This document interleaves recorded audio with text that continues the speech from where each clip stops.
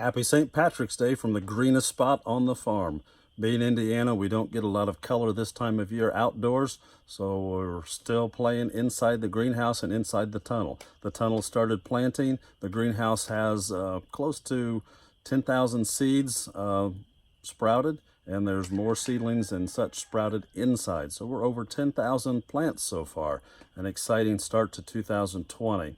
March has been very busy. Sorry I haven't posted too much video this March so far. We've had lots of fun things going on. We've also had a little bit of tragedy as well.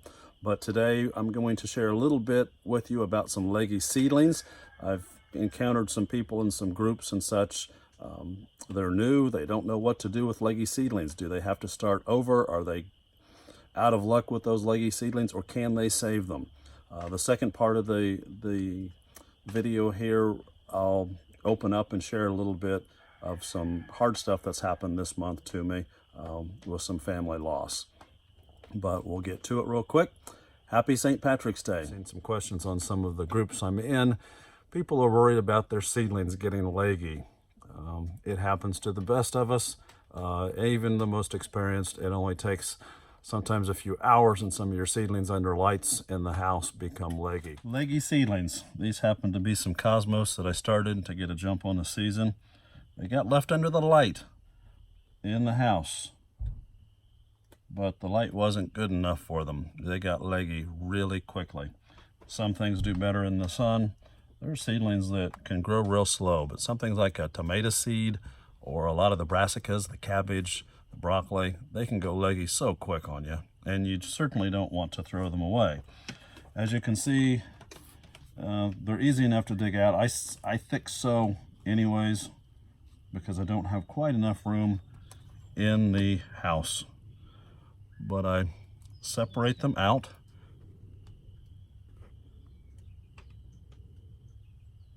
I make sure they're not too dry before I separate them out. This size, they don't have big roots.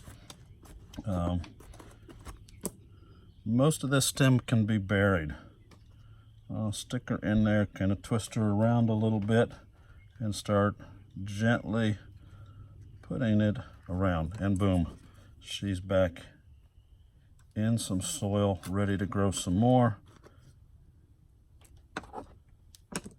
And we'll have another one here. We just gently, we do not want to crease the stem. If we crease the stem, we will kill the seedling.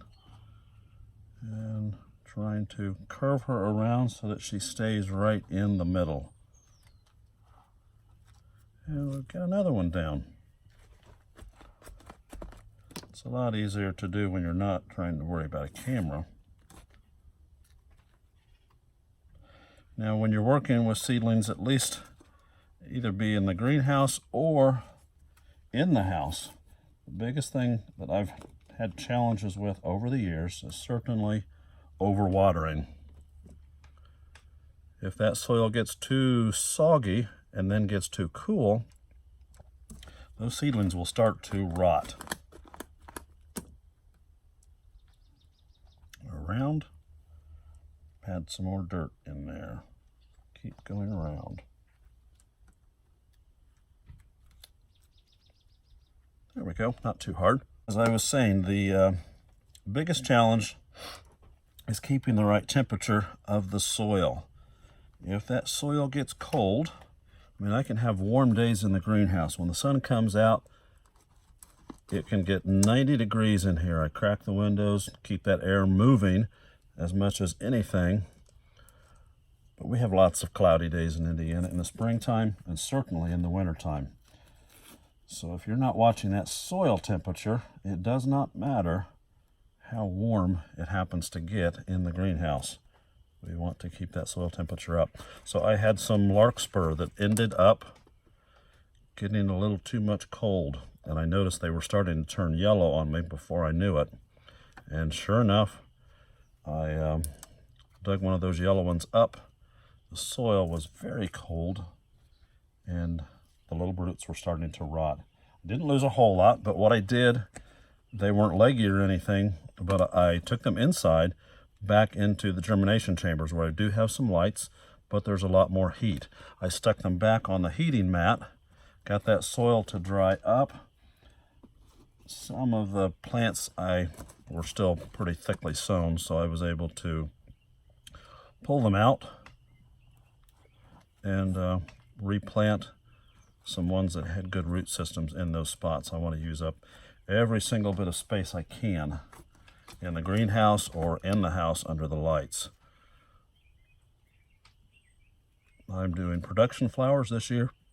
Not a lot of vegetables, as I mainly do the vegetables for myself. We'll be doing early tomatoes, green beans, and lots of different varieties of sweet peppers. So I'm crammed for space this year with the production really ramped up. So I want to take full advantage. Some of these cosmos will be going into the high tunnel. So we'll have some early bouquets for everyone. So I'm not too worried. I'm using 72 size cell trays. Some of my plants, like my tomatoes, are now getting to the point where they need some more space. So I've moved a few of them up to 36 trays, which means there's 36 plants in each tray. But for most of the flower seeds, they grow a little bit slower, especially than a tomato. So they can be started early and amply fed by the space in a 72. Well, the hard note on the farm, well, since my dad passed away about 15 years ago, I've been a caretaker for my mentally ill uncle. He struggled with paranoid schizophrenia for most of his life, and certainly all of my life. I've only known Uncle Don as such. When Dad died, I took over taking care of him. Eventually, I moved him out to an apartment here on the farm. But at the beginning of March, really February 29th, when I went down to the apartment to check on him, I found him passed away. Not something you ever want to do, but I worked very hard to be able to keep Uncle Don here on the farm. Being this was the family farm, this is where he and my dad, especially being the youngest two of that generation, they grew up. So my prayer was to be able to keep him as independent and keep him here as long as possible. I didn't want him to have to go struggle in a nursing home or a group home. He certainly wasn't very social, but he was able to pass away at home. It was not easy for me to find and deal with. Uncle Don was not a social person, didn't have the friends and family left. Most of his generations passed on. And so we didn't have a funeral, we just cremated. So my cousins will get together later here at the farm. Uncle Don had his peculiarities for sure. The neighbors will miss him. He used to walk the roads picking up trash, mainly beer bottles.